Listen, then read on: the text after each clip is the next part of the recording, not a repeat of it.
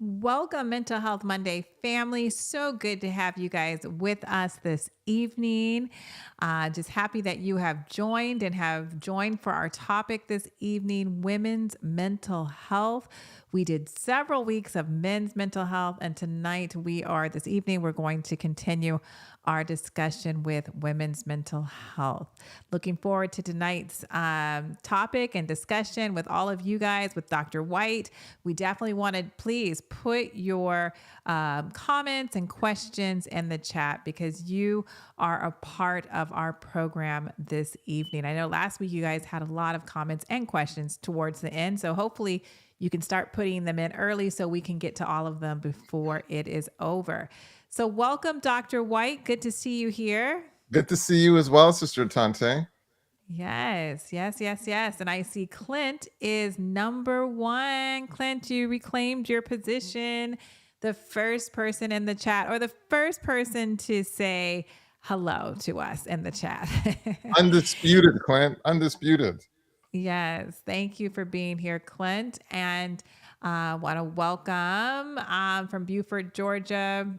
It says Shan P 5891. So welcome to Shan P 5891. We are happy that you are here. Please, everyone else, put in the chat where you are viewing from so we can say a special welcome to you. So it's good to have all of you here with us. And again, tonight we are talking about women's mental health. And it looks like, well, you know what? You know what I think is fair? Let's do this, Dr. White. Let's let our audience make the decision. Why not? We are, and we are so thankful to all of you, our audience, and I do want to give women the proper time like we gave men. And so we were thinking that tonight may be the grand finale. And I'll tell you why, because next Monday is Memorial Day. And so some of you may be, out and about and maybe have gone to, a special program for Memorial Day, spending time with friends and family, that type of thing. And so we were just thinking, because after Memorial Day, I will actually be on vacation. And so it's either going to be tonight or next week will be our grand finale. And I want to see if we decide to have a Mental Health Monday, our grand finale for this season, next Monday. Put a 1 in the chat, or if you think, you know what, it's a holiday weekend, long weekend, we're going to end it tonight for this season. I'd like to see what your guys' thoughts are. Just put a 1 in the chat if you are like, nope, I'll be here. And last week, I think we said be here and bring somebody with you. So yes, just put a 1 in the chat and we'll don't put a 1 in the chat. And don't put a 1 in the chat and not show up. Because Dr. White is like, listen, I don't know. Do you work next Monday? I don't know. I mean, your schedule is different as well. I don't know if you get I don't know what you have going on. Oh, it's like holiday. I'm kind of immune to holidays, so to speak, because we work constantly. Yeah, we work constantly. Yeah. That said, we do take Memorial Day very, very seriously, because of what it represents. Yeah, absolutely. And so we definitely are offering reverence and absolutely and whatever is appropriate for what different people are experiencing on that day. Absolutely. And I actually am working on that day too. And it's and like I shared, because I'm taking a vacation in the middle of the week, so gonna see the clients. And we work in the mental health field. It's kind of like a medical professionals. It's people are always needing care. They're always needing care. So far we have several ones, but we'll ask the question again as we continue to go out the program, and then we'll make a final decision. But we do appreciate your input because you mean so much to us, and we want to we'll be taking a break during the summer for live programming, but guys, we have 4 years worth of Mental Health Mondays. Yeah. It's amazing, Dr. White. We've been doing this a long time. 4 years worth of Mental Health Mondays. So we're going to be doing some of the oldies but goodies, like some of the some is just, I think all the topics are great, but we're going to be replaying them. So there'll still be Mental Health Monday all throughout the summer. They just won't be live ones, but some of you have probably missed some of those, especially the ones we did during the first year, the second year, maybe even the third year.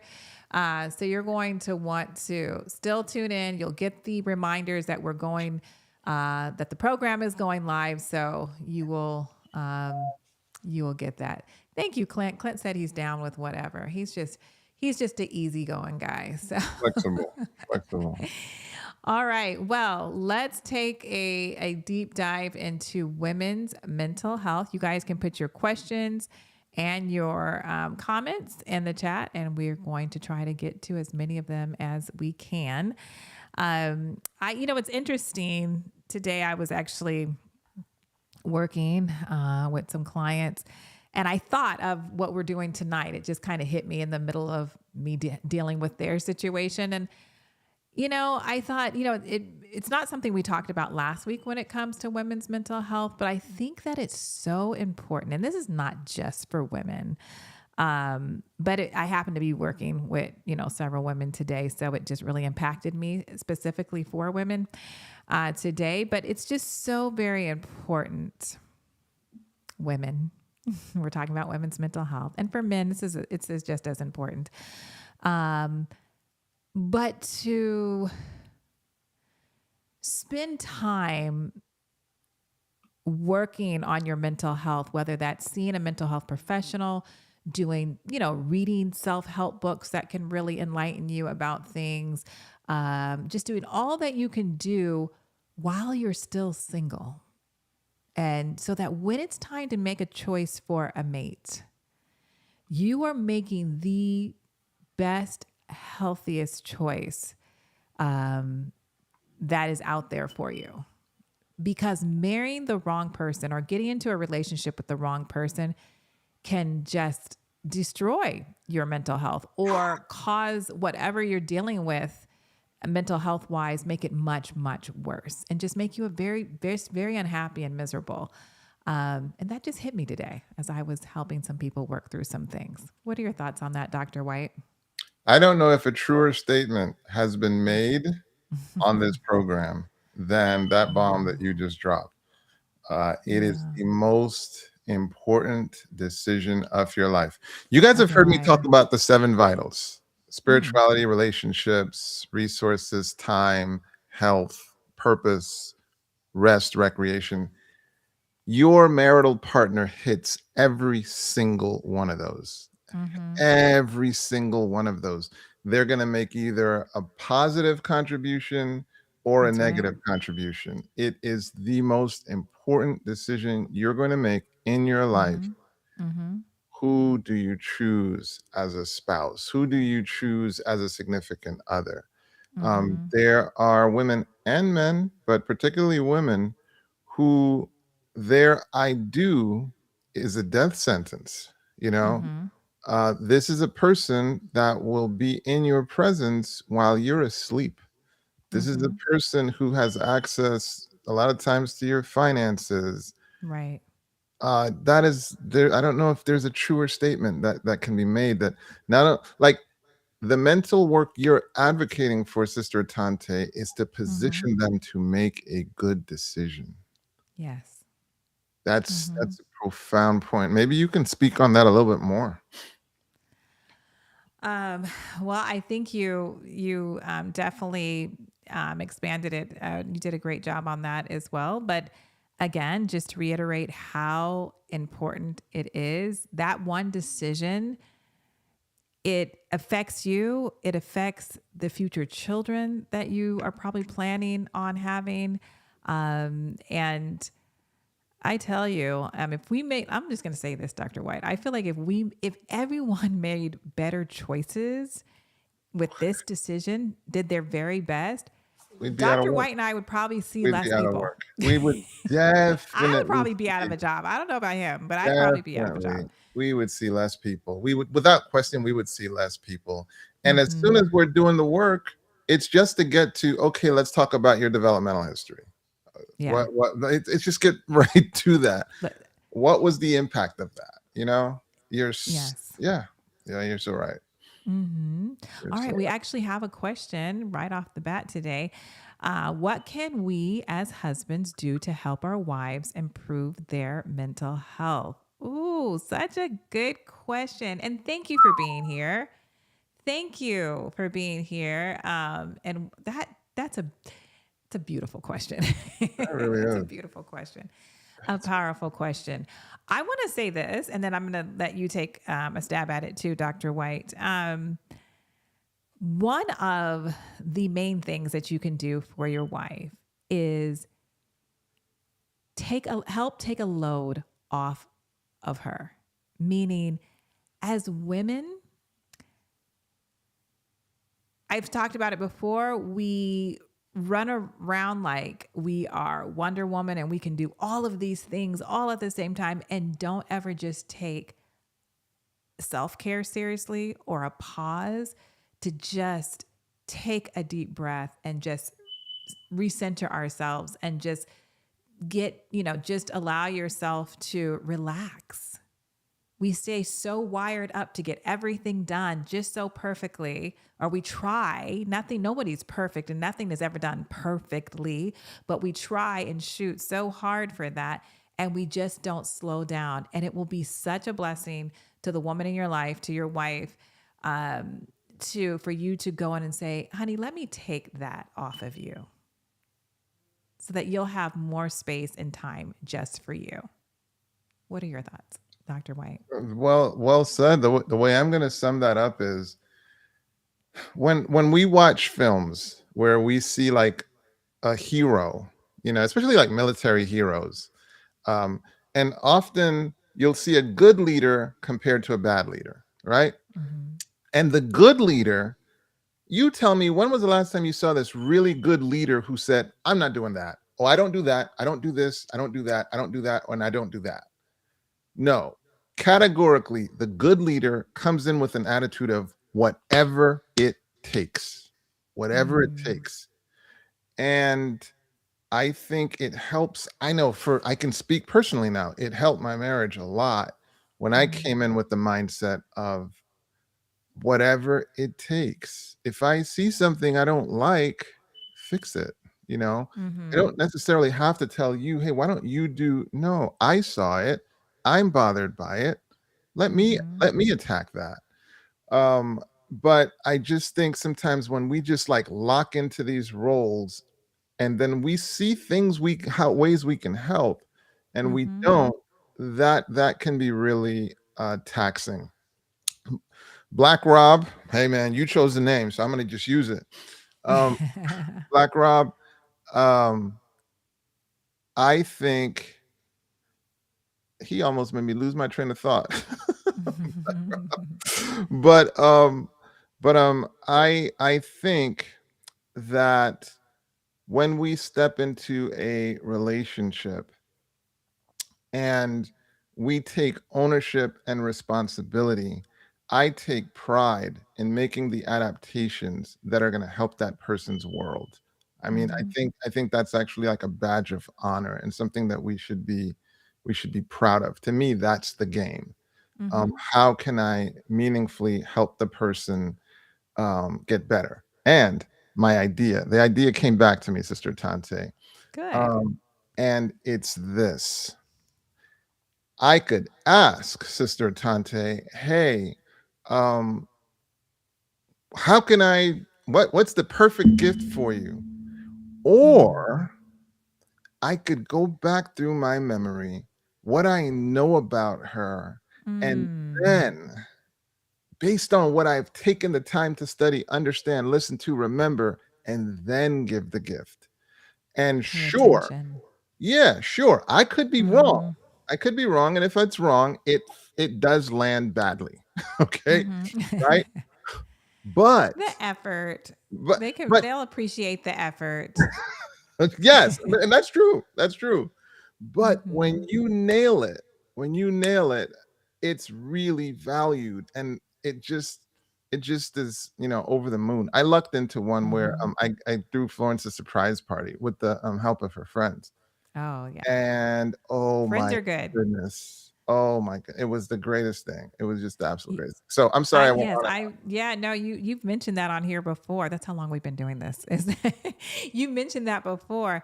I know what my husband does. He always, because we have three daughters. We have three adult daughters. So he always just he's like, "You think mom will like this? What do you think?" And then he always gets their input because yeah, that's what he does. I know that's what he does. And they're pretty good. They're good. I mean, we're very close and they know the things I like. And so he'll at least, bounce off his ideas on them to make sure he is on the right track. Black Rob, that is a I'm not mad practical at it tip. because I'm not mad at it because they represent me well. Lexi is gangster. My daughter is gangster with gift giving, and Okay. she definitely has great insights for what her mom would like. So that's Yes. really, really true. But So anyway, yeah. what were you gonna say? Yes. Daughters are a blessing. Boy, sons are a blessing too. But when you're trying to help dad help get mom a gift, daughters are a blessing. 100%. All right. We have another question. I'm struggling with the loss of my mother. Oh, Sorry oh, about that. Kayana? Yes, I'm sorry if I mispronounced your name. I'm sorry about the loss of your mom. so sad. She just passed last week, and her last 2 months, I was her caregiver. Oh, I wow. prayed and believed that God would save her. Not, but not. I, I'm at a loss on what to do. Okay. Again, we're very sorry for your loss, and I know the grief that you're experiencing is very difficult. And because you were her caregiver, and I'm glad that you've shared all that you've shared, just because a lot of times adult children do become the caregiver for their parents, and especially, I mean, men do it as well, and women as daughters, we do that as well. And I think it's so very important to, again, I'm just going to talk about the self care that wasn't is important. If anyone else is in Excuse this type of situation, why it's so important to take care of yourself, even when you're being a caregiver. This is what is probably neglected the most for those who are doing caregiving. And so, if you find yourself in that situation, that is very important for you to do.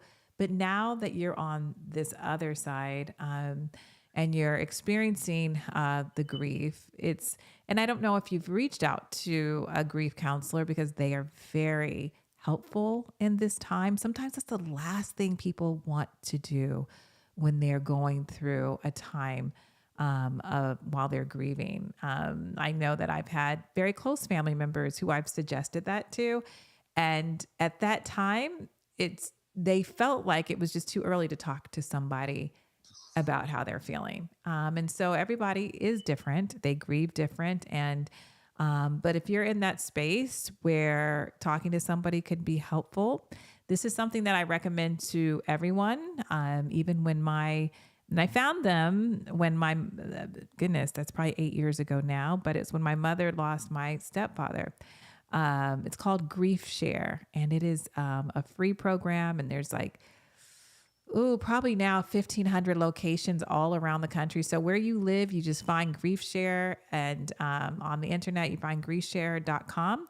You put in your zip code, and they will tell you the free 3 month. It's like a 3 month program that they do for those who are grieving for free, and it's in your community, and it's really good. I've attended with another family member, and just spoke to a family member yesterday. This is why it's so fresh in my mind, who said she just went for the second time, and it was been very helpful for her to go through that process. So want to encourage you to look into that for while you are just experiencing the grief from losing your mom. Yeah, that was really solid. Um, Mm-hmm. that was really solid. I mean, I'll add this. Mourning is so important in reminding us what we value. Mm-hmm. And here's what I mean by that. The most helpful thing you can do in preparation for grief is to value a person as much as possible. As Mm-hmm. you're interacting with the person, get on the other side of, if this person was gone, what is it that I would have wished I would have done? And then do that thing. Um, there are times when our parents age, they become really frustrating. They it can be it can be something where you can get frustrated, and sometimes it can frustrate you to the point where you say something you might regret. Well, if you get on the other side of it, you think to yourself, uh, do I, would I, how do I interact so that I would not be sorry that I had said that thing, or interacted with them in this way? And so that can be a super important part of preparing for grief. And here's the biggest thing about grief. I think I love that Sister Tante pointed you to self care, because, especially when you're providing care for a loved one, there's a high risk for caregiver burnout, where it can be so demanding, you can neglect other vital areas of your life. And you can get so accustomed to providing care for that person, you forget other parts of you. It's almost like they're on, they're it's almost like they're dying. And now this is an opportunity to revisit them. But sometimes you don't even have the energy to, and that's why the counselor can be so important. But Mhm. here's this warning. There are other people alive in your surrounding. There are other people. And remember, the thing that prepares you to grieve in a really healthful way is presence, so that you'll want to make it a point to be present with people Mm. in preparation that in the event that they were no longer there, if they died, you would look back on the moment and say, you know what? I was present. So now you might even Mm. be saying, well, I don't know that I was as present as I wanted to be with my mom, or maybe I'm happy I was present with my mom. If you're happy Mhm. for the presence, use that to enforce and fortify how important it is to be present.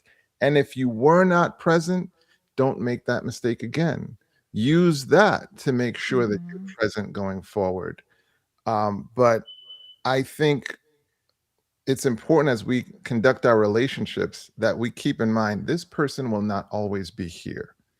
How do I wish I would have interacted with them so that I'm prepared for the grieving? Mhm. Again, sincerest condolences to you in what you're enduring. And I hope you have the energy to now redirect some care for yourself. And I just loved the super practical tips Sister Tante gave you. So I hope you jotted those down and will make use of them. Yes. All right. Thank you again for your question. We have another one. Is a bad thing to focus on nurturing your husband's needs because I'm mentally better when he is at his best. Not that he's never ever not. No. Okay. Dr. Wright was like, absolutely not. So I would say, I'll say, absolutely not. It's never a bad thing to focus on nurturing your husband's needs. Now, when you say focus, I'm going to do this. Like, this is your husband's needs, and these are your needs. They're very, very, very close together. The reason why I'm saying that, it's still important to make sure that you do your own self care for you, is because when you are doing your own self care for yourself, you show up better for your husband.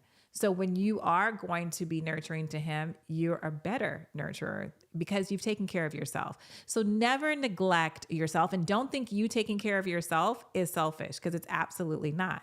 It's self-care so you can show up, be a better wife, be a better mother, be a better daughter, be a better employee, just be a better person. But those who you care and love, they will feel so nurtured and well taken care of that they won't even, realize, like, oh, she's taking care of herself and she's pouring into herself, and that's making her a better person to pour into me. He will be so satisfied and happy with who you are as a person. That's my There answer. there's nothing to add to that. There's nothing to add Okay. to that. Just well said. Yes. Okay. But it's great that you enjoy pouring into your husband. That's a Yeah. great thing. All right. Now that I'm an adult, single parent, I feel like a failure because Mm, I'm struggling. Also being diagnosed with depression. How can I reframe that thought pattern? mm. It's a wonderful question. Dr. White, I'm going to let you take the first stab at this just because I did it the last time. No, no worries, no worries. Thank you, sis.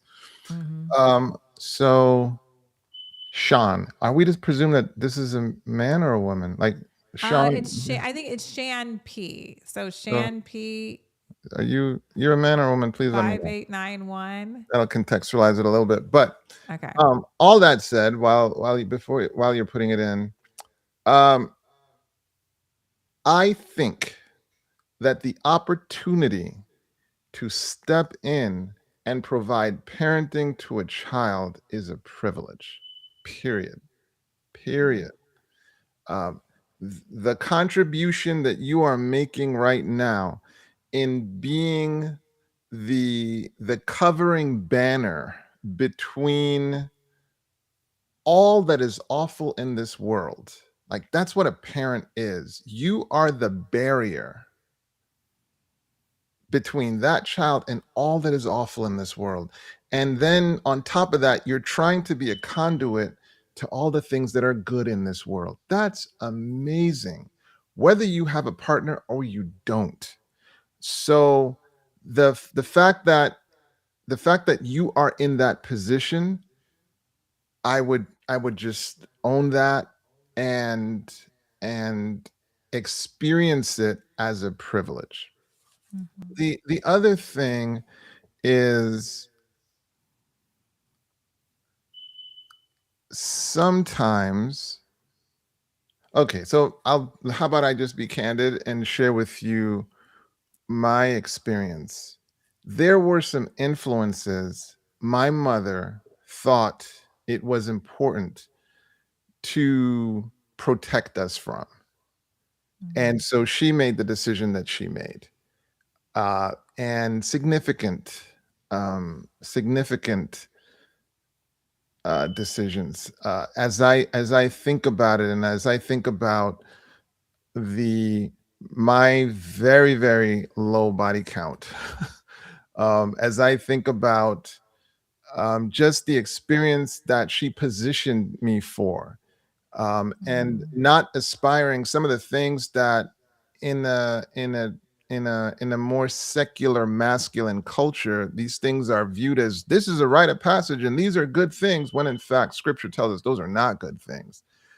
Uh, sh- she shielded me from that influence. hmm So what I'm saying, Shan, is yeah, you do kind of have an opportunity to customize what your kids are going to be exposed to. hmm And I wouldn't necessarily see that as failing.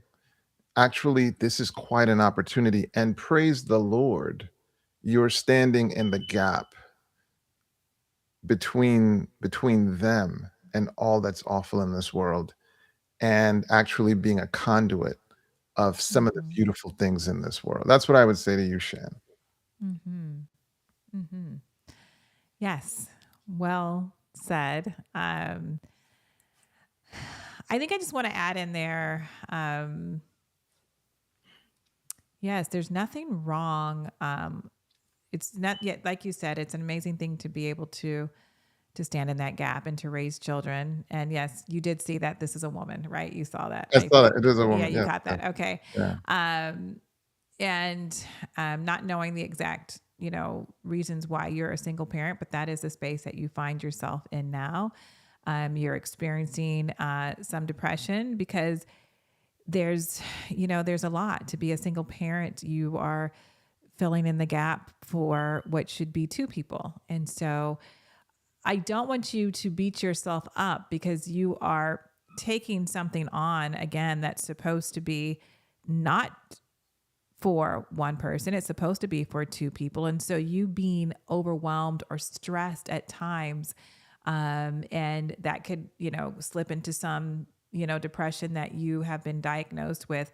Again, that's not anything to beat yourself up about. It is something that to consider and to think about how you can pivot in a healthy way, still, of course, having to stick with your responsibilities as a parent and all the other things you have to do. But the highlight of doing the self-care for yourself could not be just we cannot express how important that is at this time. And I don't care what it looks like, because you have to be creative when you're the only parent.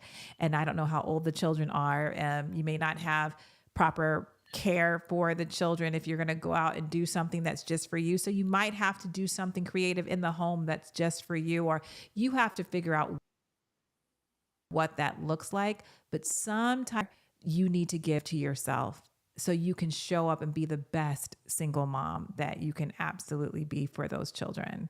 I believe that will help you in your struggles of being a single mother. But it's very important not to neglect that.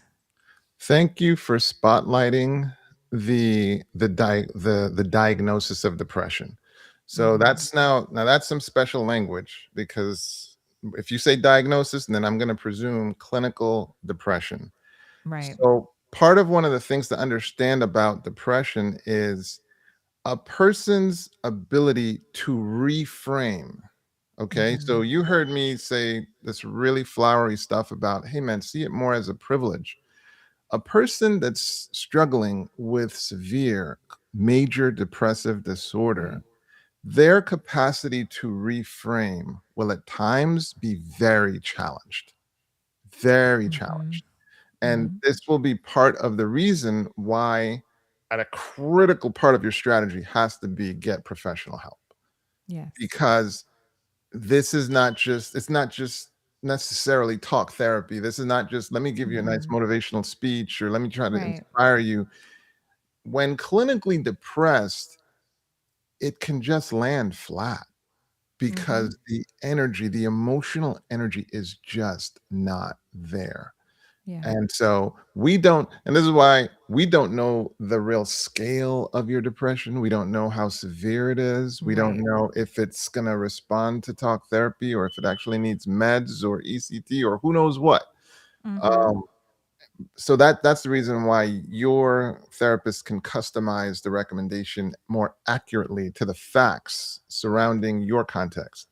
Absolutely. But that's a really important part where you mentioned diagnosed with depression. Hmm. That adds a layer where it can be difficult to reframe. It can be difficult to shift the perspective. Hmm. That's part of the challenge of depression and why professional support is so critical.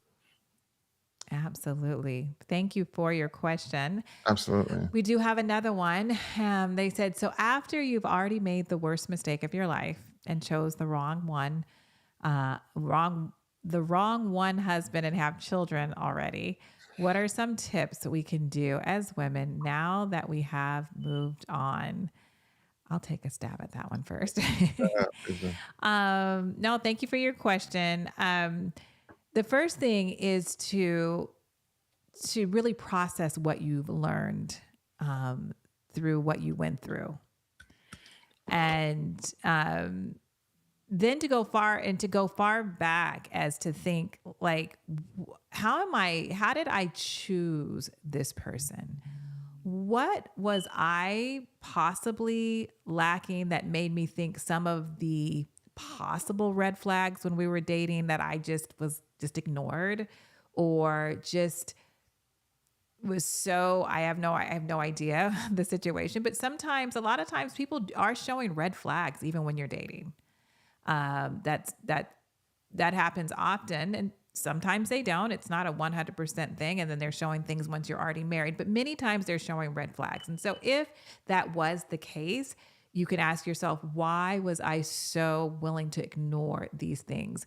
And I say, go into therapy and really figure those things out. Sometimes it's not enough that we it's not it's maybe it's sometimes it can be too challenging for us to do it ourselves. Talking to someone else that's professional can help us see things and how we were making decisions, or how we have been making decisions throughout our life.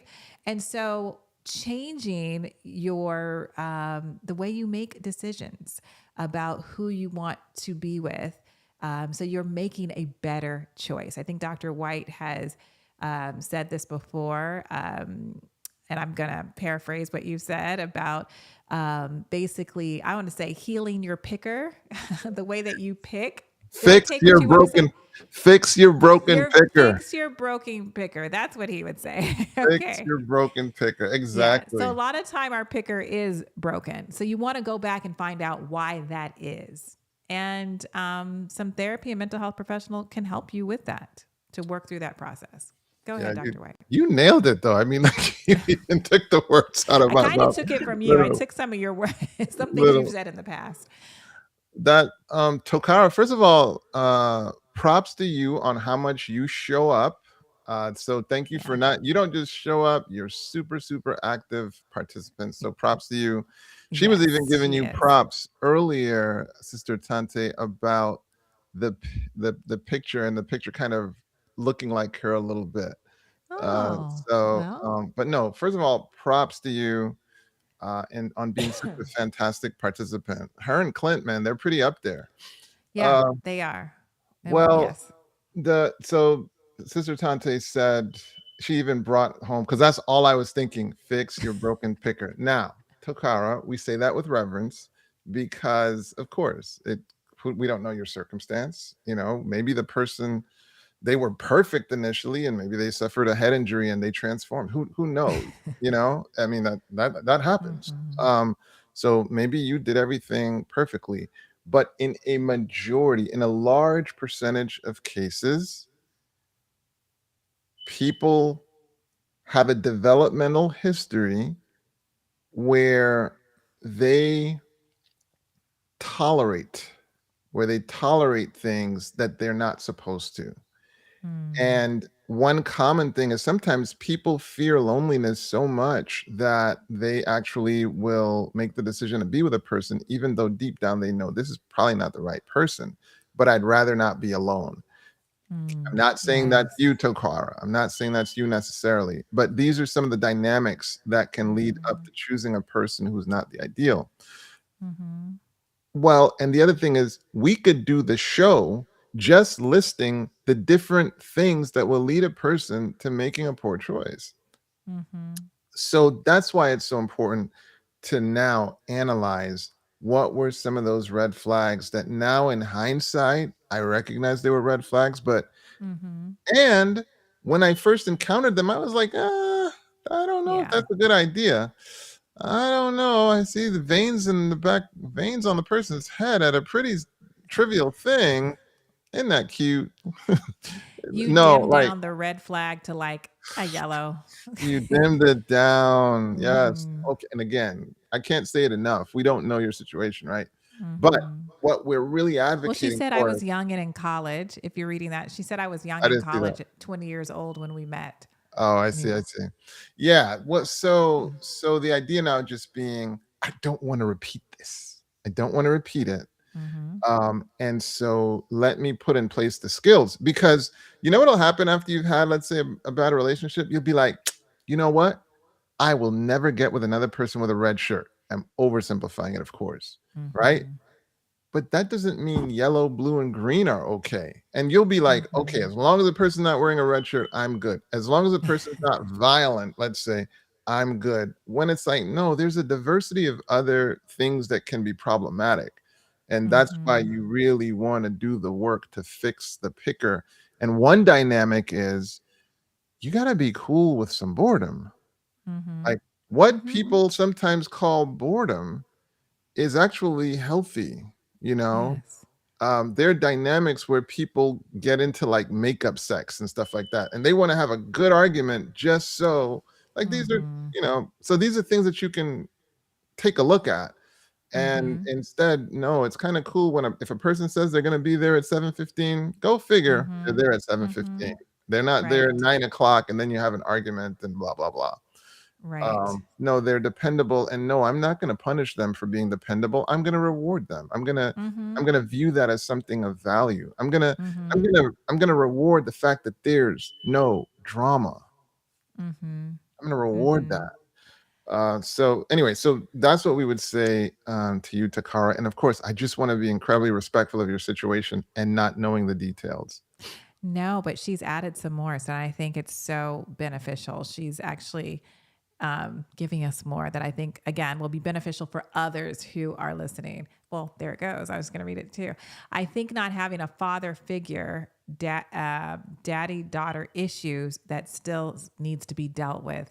Profound, Thank you, Takara, for profound, saying that. Because, profound. and just even having the insight to say that still needs to be dealt with. And that is so very important for so many people. Like, I definitely wanted to highlight and read your statement because this is helping so many people out there. And you saying still needs to be dealt with, huge, huge. For so many out there that are thinking the same thing about themselves, definitely reach out to a mental health professional because this is a huge issue that many women and men face. I mean, they're not daughters, they're sons, but they have, can have issues as well. When an active, when a father was not active in their life, in the younger years, it definitely they can carry that wound throughout adulthood and into their most important relationship, which is marriage, and making that decision. I mean, a lot of times people who haven't had that loving relationship with their father, I'm speaking of women now, they're just wanting the love and comfort from a man. And sometimes they want that so badly that they don't make the best choice in men because they're just like, okay, you're saying you love me, you're here right now, and once they get into it, it just wasn't what they thought it was going to be. So thank Profound, you for sharing that. profound. All right. A lot of young people in my church are getting married so young. Sometimes I think they are just doing it because of religious requirement because they get Divorced. divorced. Okay. The same speed. Any Advice. advice on this? Well, I want to say something I cannot well, you're going to I'm sure you've heard this too, Dr. White. And the first psychiatrist or psychologist, it was a psychologist, she was speaking, cannot remember her name. It was many years ago. She talks about the chromosomes do not fully form until we're 24. And so, till 24 years of age.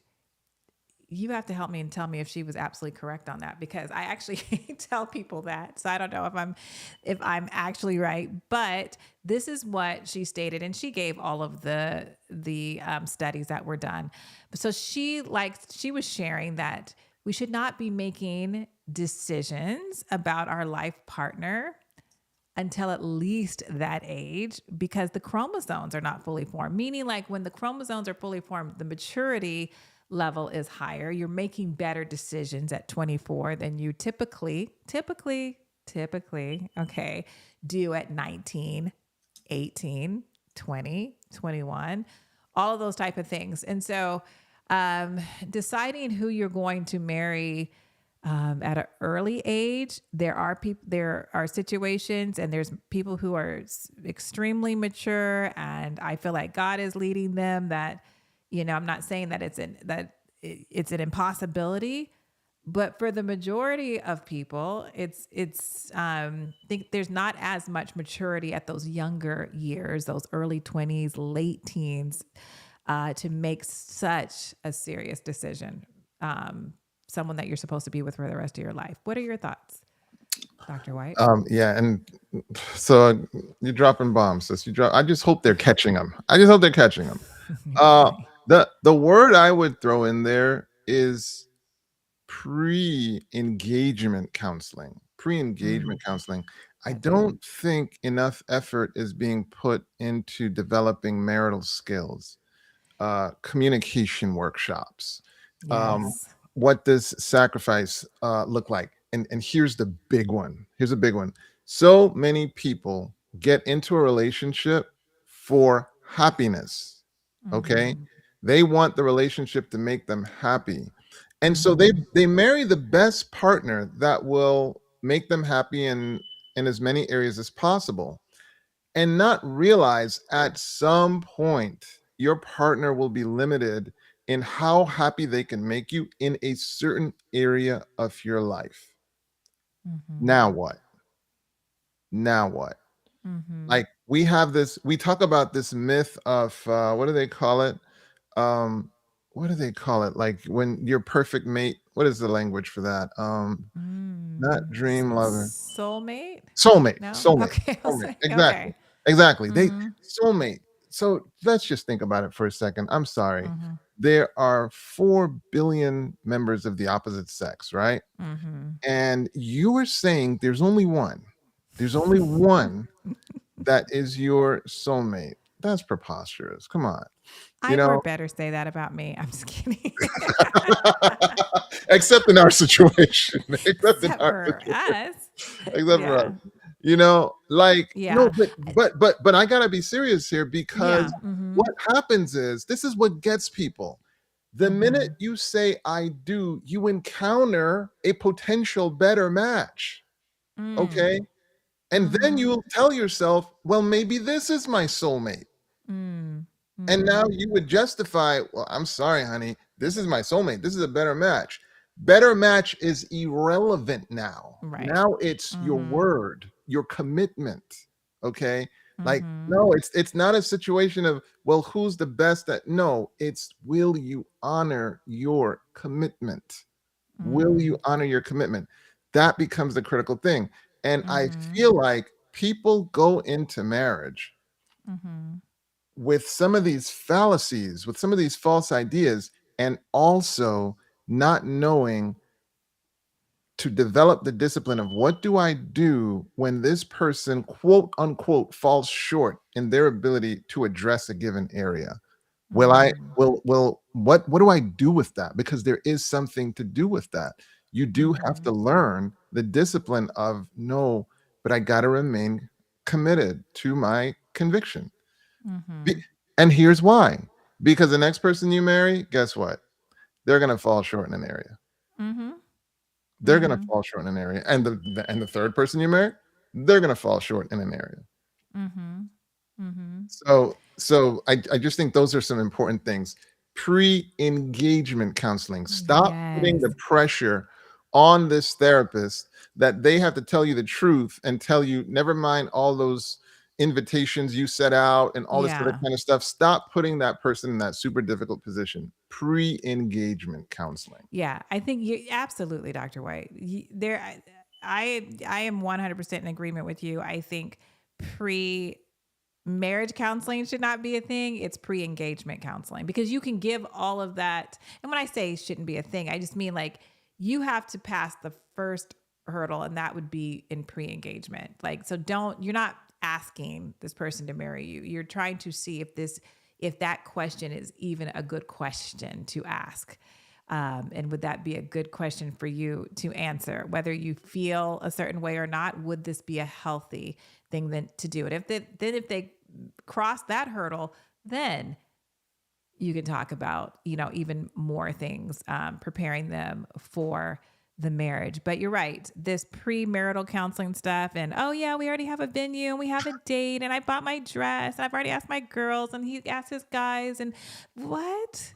What are we supposed to do with that? I'm be honest, like I'm sorry. I'm very transparent. That's a little annoying to a therapist for me personally. When I say annoying, I just mean if I see things or if I start sharing things and that you haven't thought of, or you guys haven't discussed, or it's you're seeing like you're not seeing eye to eye on something, or you're just not compatible in certain areas, then you're going to go back and get your deposits. You're going to sell the dress. You're going to give the ring back. You're going to tell your girls. I mean, that's don't put the horse before the cart.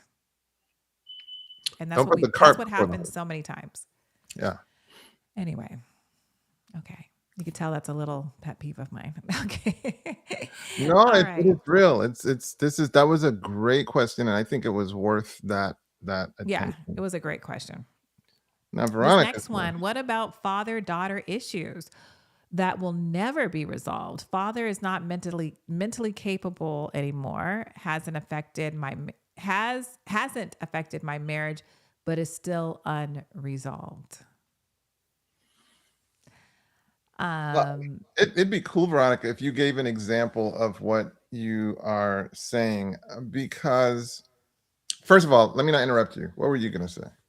no, I was just gonna say, yeah, we don't have the example, but father's not mentally capable anymore, and that's okay. And I say that I'm sorry that he's not, but the father daughter issues, you can work on that with, again, a mental health professional. You can do that on your own because sometimes people's fathers have passed away. So this is, just a father is just not always, by the time they get to the point or the space where they want to work on these issues, father is not there anymore. So this is still work that can be done, that you can do on your own without dad's influence, um, because he's not able. And so, No, yeah.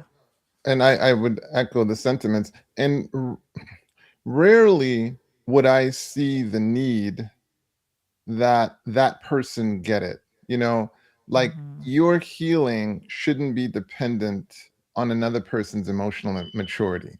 So that Right. just in case they're at a point where they could never take responsibility, they could never take ownership, that shouldn't impair your ability to evolve past it. Right. The reality is there are some people who will never take responsibility for the harm that they've caused. You're not responsible for the harm, but you are responsible for your healing and taking the Yes. steps to heal. And just spoiler alert, Veronica, the healing and the therapy basically positions you to shift perspectives on what was done Mhm. Absolutely. and embrace perspectives that better serve you. So, for Mm-hmm. example, you saw earlier there was a question where a person was saying, um, I failed, because the marriage didn't work out, I failed, and now I'm this single parent. Mm-hmm. Well, there's another perspective that's available, that's very available. Like, it's heroic that Mm-hmm. your child will at least have one person that is standing in the gap for them. Mm-hmm. I think it's a tremendous privilege to exert a parental influence. That is such a privilege. Like you can Mm-hmm. literally make a difference in a young being's life.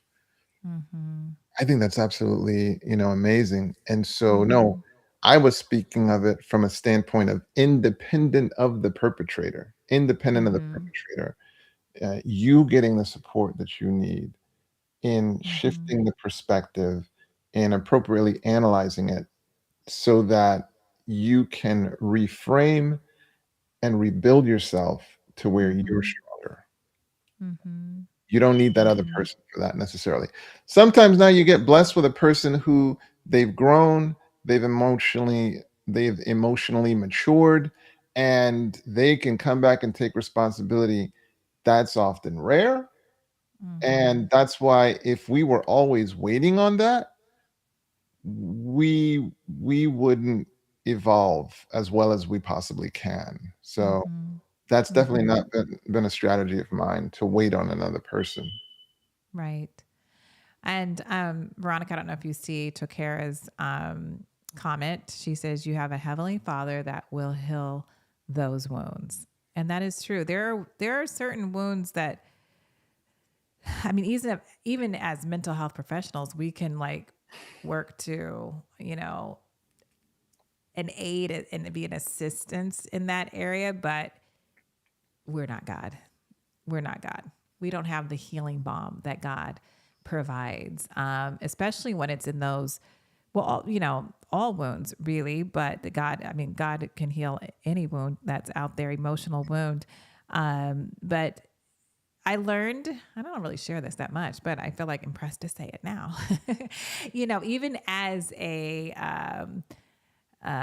stepmother, our two older children are not my biological children, but I've raised them since they were 3 and 4. Really, well, technically 3 and 3. They're only 10 months apart, but 3 and 4 years old, and I have been mom, just fully mom this whole time, 100%. And I thought, oh, if I am the best step parent, and I do all these things, they're gonna like be, they're gonna be fine. They're not gonna have any emotional issues, and all of these things. And I learned many years after I thought all of that, that truly it's a wound, the wound that they had not having their biological mother there as a caregiver on a regular basis. That wound that was created only if she would have done what a biological mother does to be there, that could have helped heal that wound. But outside of that, only God can heal that wound. I was helpful and loving and great to them, and still am loving and great to them. But there's a wound that only God can heal if the human being that was supposed to do it couldn't and did not do it. I thought everything that I was doing was just going to heal that up and they weren't going to miss anything. And what I was doing was great and supportive and very helpful and better than if I was not in their life. But still, there's certain things that only God can heal, and people can work through it from there. And He brings true healing. So I just want to testify to that for Veronica. Yeah, there's a phrase in scripture, looking unto Jesus, the author and finisher of our faith. The Mm-hmm. author and finisher of our faith. So Jesus literally is orchestrating a Mm-hmm. journey to healing and journey to wholeness, if you will. So someone in the chat, it was Gemstones, that said, could you elaborate on the 7 vitals? And Yes, please do. well, what I did was I added a link to my free ebook, Killing Perfect. Burnout, Killing Burnout, the introductory guide, where it will discuss the 7 vitals in a workbook context to allow you to kind of answer questions, but it will list them.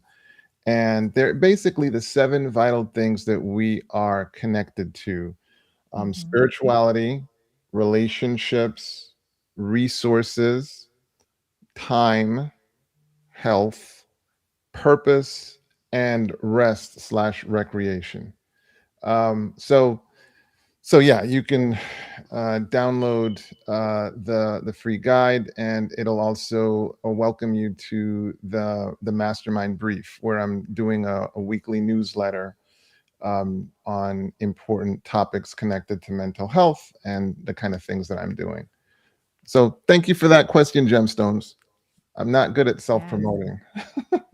No, that's great. Definitely check out the resources that Dr. White just talked about. The book is amazing. The 7 vitals principles are amazing. Like I've told you many times, I've used that in some speaking appointments I gave you credit, like I said, all the time. I do plug your book.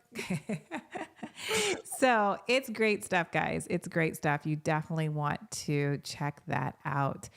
We have less than a minute, but I want to say this. Please, I kind of already made the decision for myself, but we had so many ones at the beginning. But I want to say now we will have, this is what we're thinking. So please put a 1 in the chat if you want us to have our grand finale next week for this season for Mental Health Monday. And we're still going to be talking about these issues. We're talking about women's mental health, but women's mental health ties up into relationships. Have you noticed that their Yeah, questions have been, I didn't go over one of the points that I had a list for, and it was because so many times it has to deal with relationships. relationships. So I Big deal. think we're on to something here. We're definitely Big on to deal. something. Like if their relationship is healthy and happy in their marriage or in their with their parents, they're happy. they're good. They deal with life, they deal with stress, they're able to deal with it in a healthy way. That's what I'm 100%. kind of seeing from your guys' comments and questions today. So please put a one in the chat if you want us to do our grand finale next week. And while they're doing that, Veronica had said that she's gotta work on forgiveness, Yes. and there's a book by, Fitzgibbons, Helping Clients Forgive.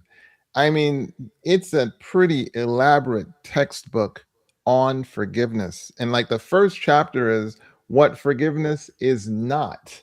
You Mm, know, so many of the very common good. things that people think, well, forgiveness means I have to accept the person or I have to, Hmm. and it just obliterates so many of the myths.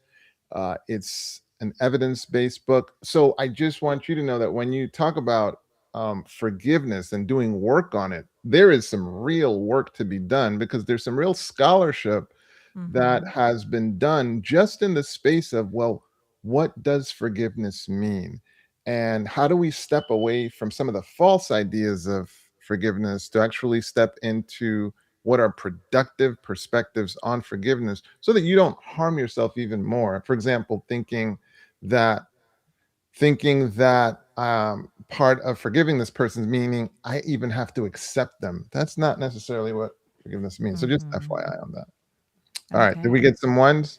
We got one one. We did get some ones. We Ooh, got some ones and we seem to have a lot of interest in today's topic because the numbers were they were on the we had more numbers usual. than we typically will have, and they stuck with us the entire time. So I feel they definitely showed up for this topic. So we are going to be next week is going to be our grand finale for this season. We're going to continue our discussion for women's mental health. Come back, bring somebody with you. I saw people in the chat saying I'm going to share this episode with so and so and so and so and so and so. Bring them back with you. Invite them. Let them share this episode, but definitely bring somebody with you. Bring somebody with you for our Absolutely. grand finale. Mental Health Monday. We'll be taking a break during the summer for live broadcast. But as I mentioned at the beginning of this episode, that we have 4 years worth of programming to re-air for you throughout the summer, and we'll pick the very best of the 4 years. So I'm sure many of you have not seen all of them. So there's great information in there, and so we want to continue to share good mental health talks with you. So Tokara. Put a two in the chat if I'm pronouncing it right when I say Tokara. it's Tokara. Is it Tokara? Okay. Tokara. No, Is it? Put it- it's Tokara. Tokara. No, I'm sorry. It's Tokara. Oh, Like okay. you're Okay. towing something, Tokara. Like I'm toe right. Right, and car. Tokara? Put a Tokara. 2 in the chat if I'm right. Tokara. We gotta give her some time to tell me I'm Yeah, right. that's Because she helped me say it when we were on the Hangouts a few Oh, weeks okay. ago. Okay. But So it's yeah, her and Tokara. Nicole lead Hangouts. It's a lot of fun, and I'm sorry I was not there last night or for yesterday's, but you have to come check it out, Dr. White. Yes, We're yes, gonna I drag do. him to one. It's actually a lot of Yeah, fun. Talk about some okay. self care. You need to just not be talking mental health. Just have fun and hang out. Yes, ma'am. We're gonna Uh, make you have some self care with Living Man at Church. She's not putting a two, but I think I say it right. I think I'm okay. right. Okay. All right. Well, guys, we are all done. Definitely want to see you guys next week. It's our grand finale for this season, and bring somebody back with you as we continue our discussion about women's mental health. Look forward to seeing you then. Have a good evening. Till next time. Okay. Bye bye. Bye bye.